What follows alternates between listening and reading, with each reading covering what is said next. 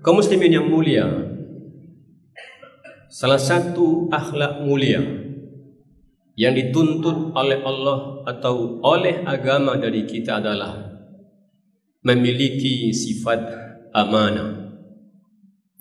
Amanah adalah lawan dari khianat. Amanah juga bermakna menepati janji, setia dengan janji. Amanah juga bermakna menunaikan haknya kepada pemiliknya seperti sebagaimana dia menerima. Agama dengan demikian bukan hanya tentang kita dan akhirat, bukan hanya kita dan Allah, tapi juga kita dengan manusia, dengan orang-orang sekitar kita, dengan profesi dan pekerjaan kita. Artinya agama juga mengatur tentang urusan dunia kita. Kaum muslimin yang mulia, Nabi kita bercerita tentang dua orang laki-laki yang bersahabat dari kalangan Bani Israel. Laki-laki yang bersahabat ini, ketika salah seorang di antaranya pengen bepergian dan kekurangan uang, lalu meminjam sejumlah 1.000 dinar kepada kawannya. Ketika disampaikan kepada kawannya, kawannya mengatakan, siapa saksinya? Dia katakan, Allah menjadi saksi. Siapa yang menjaminnya? Engkau pinjam, lalu siapa nanti yang akan memastikan kamu membayar? Kata dia, Allah sebagai penjaminnya. Hadis ini sahih dalam kitab Bukhari, dalam hadis ke-2291. Maka dipinjamkanlah uang 1.000 dinar, dan si teman ini berangkat menaiki sampan menyeberangi pulau. Dan ketika jatuh tempo datang, dan si peminjam telah menyiapkan 1.000 dinar untuk dibayarkan, la qaddarallah, tidak ada sampan untuk mengantarkan ke tempat yang tadi.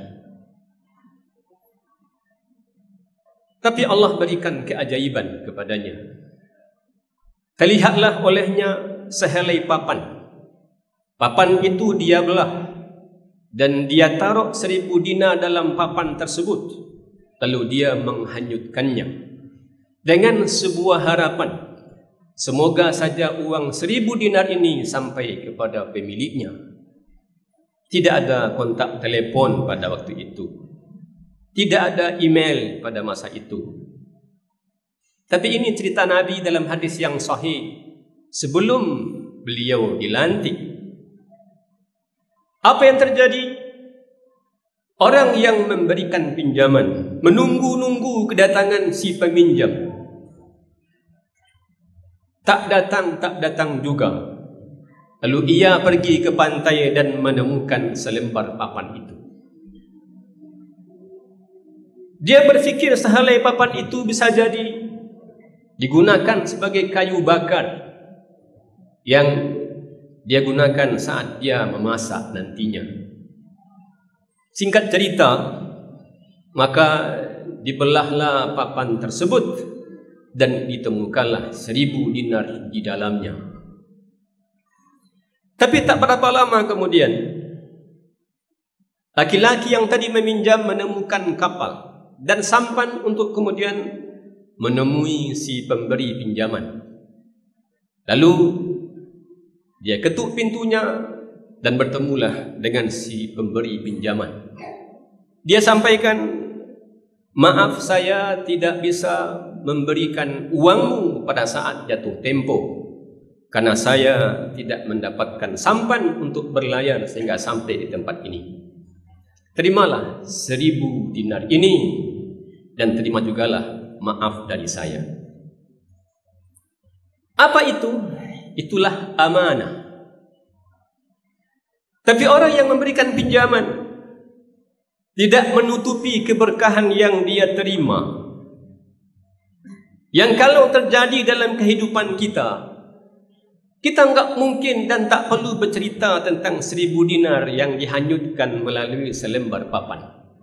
Dia katakan, saya pada saat Anda berjanji untuk mengembalikan pinjaman, saya tunggu Anda di tepi rumah, tapi Anda tak saya temukan. Tapi saya menemukan selembar papan.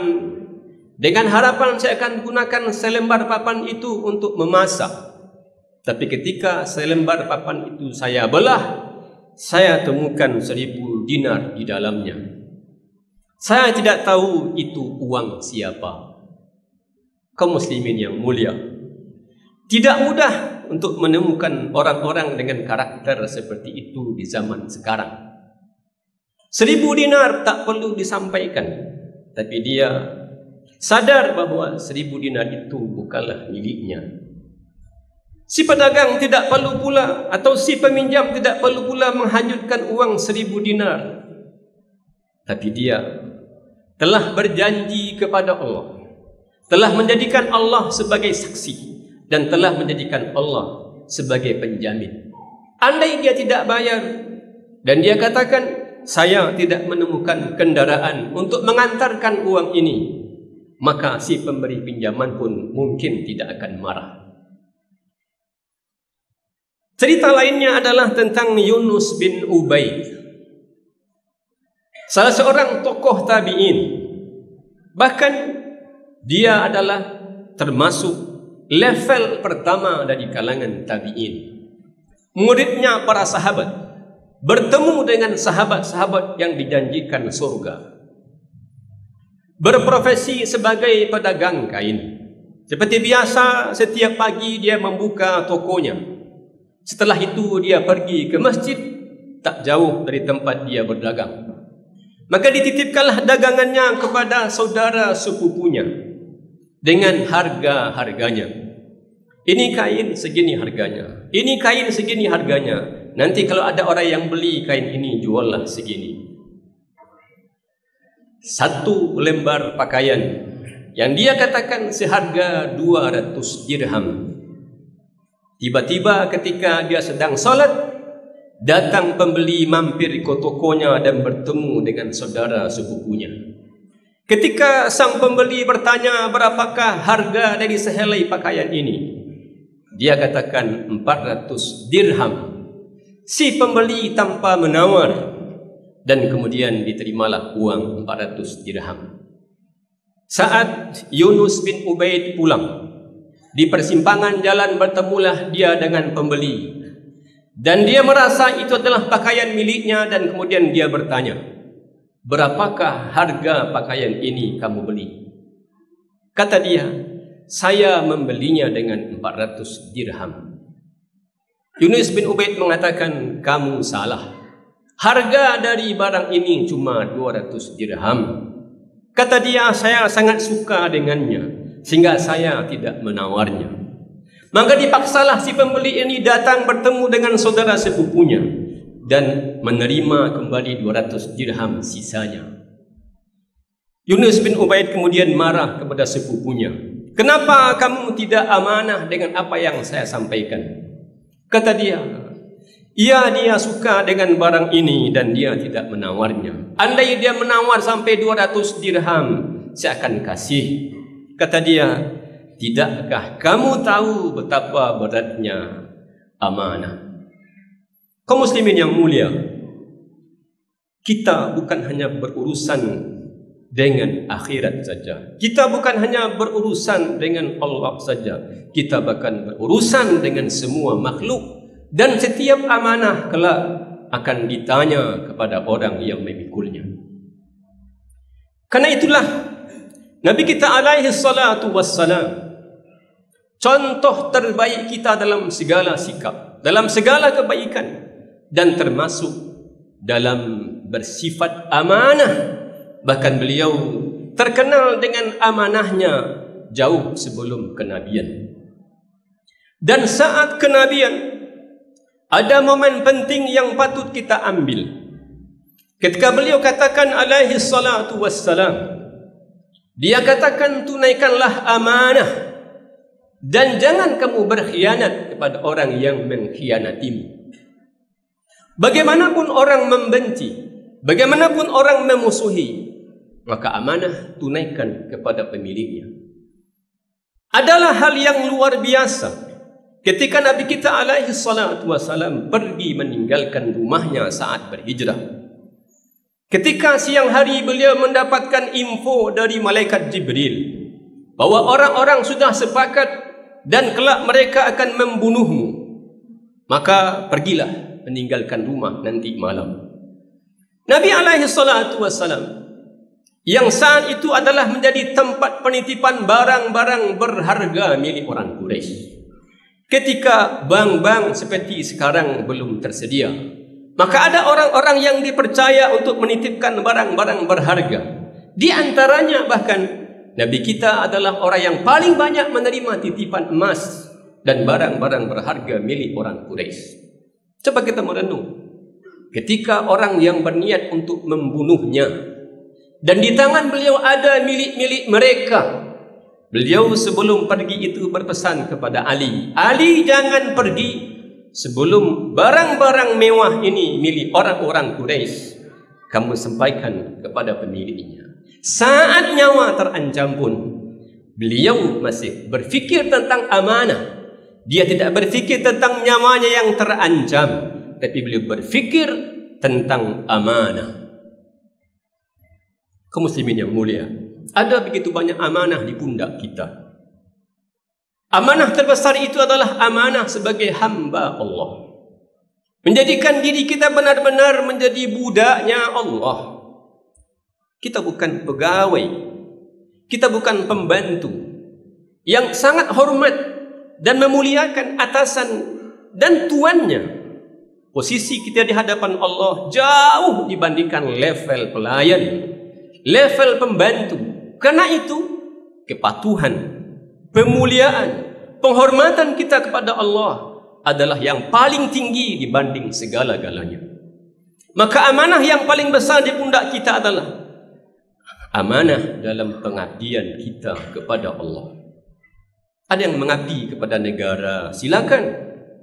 Ada yang mengabdi kepada perusahaan, silakan.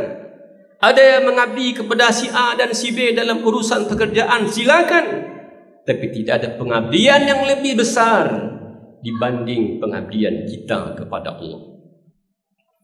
Ada amanah menjadi ayah. Yang amanah itu kelak akan Allah minta pertanggungjawabannya. Tidakkah kita cemas dengan kondisi iman anak-anak kita? Tidakkah kita khawatir dengan kondisi bacaan Quran mereka? Tidakkah kita berfikir tentang pendidikan Islam mereka? Allah nanti akan minta kepada kita tanggungjawab, bukan sekedar makan yang kita berikan, bukan sekedar jajan yang kita sediakan, bukan tentang kebutuhan dunia yang kita ciptakan dan kita adakan, tapi kewajiban-kewajiban lainnya, agama mereka, bacaan Quran mereka, solat mereka, akidah mereka, Allah akan minta kepada kita pertanggungjawabannya. Maka tunaikan amanah. Ada amanah dalam bidang pekerjaan. Karena setiap menit yang kita terlibat di dalamnya, yang kita bertanggung jawab di atasnya, nanti akan ditanya. Jangan ada di antara kita, maaf, jika dulu ada orang yang bekerja titip absen ke kawannya dulu, atau ada orang sekarang memang absen di kantor lalu habis itu berkeliaran tidak mengurusi pekerjaannya. Ada yang ngobjek dengan pekerjaan lain. Itu tidak amanah. Dan itu kelak Allah akan mintai pertanggungjawabannya. Kan itu kaum muslimin yang mulia. Adalah karunia Allah yang sangat besar ketika Allah memberikan kepada kita sifat amanah. Nabi kita alaihi salatu wasallam mengatakan dalam hadisnya yang diriwayatkan oleh Imam Ahmad dan lainnya. Kata beliau, ada 4 hal. Barang siapa yang diberikan oleh Allah 4 hal itu, maka tidak mengapa baginya dia tidak memiliki apapun. Jadi andai kita memiliki 4 hal ini, itu perbendaharaan yang sangat mewah, andai kita tidak memiliki atau kehilangan dunia dan segala isinya. Yang pertama kata Nabi adalah sidqul hadis, jujur dalam berbicara. Yang kedua adalah hifzul amanah, memelihara dan menjaga amanah.